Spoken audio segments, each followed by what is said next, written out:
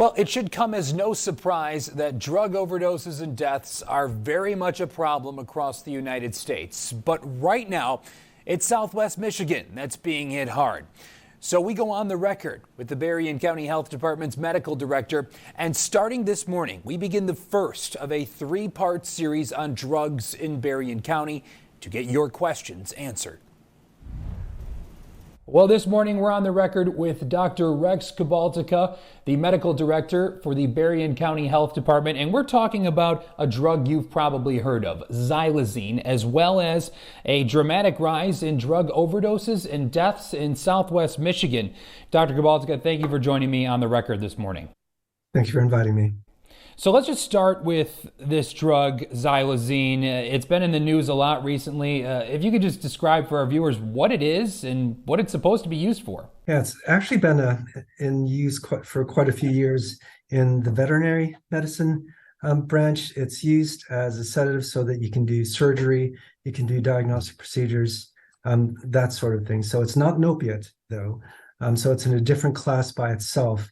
And it tends to have a much more rapid onset of action, and it tends to increase intensity of other sedatives. Going along with that, you just said it's not a new drug. Why are we seeing this sudden use of it?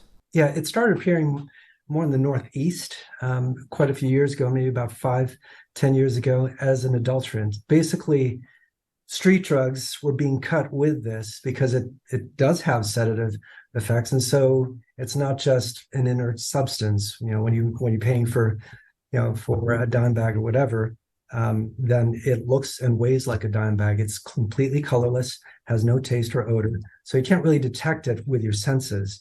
But it's used to cut costs, and it also has that sedative effect.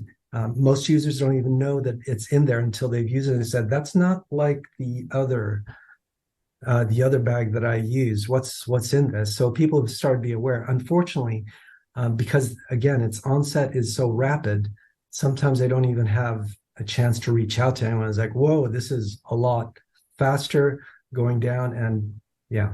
So that's why you see some of the overdoses we're seeing these days.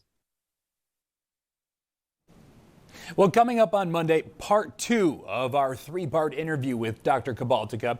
Next, we tackle Narcan, including the science behind it. Plus, you're going to hear some startling statistics. That's next time when we go back on the record.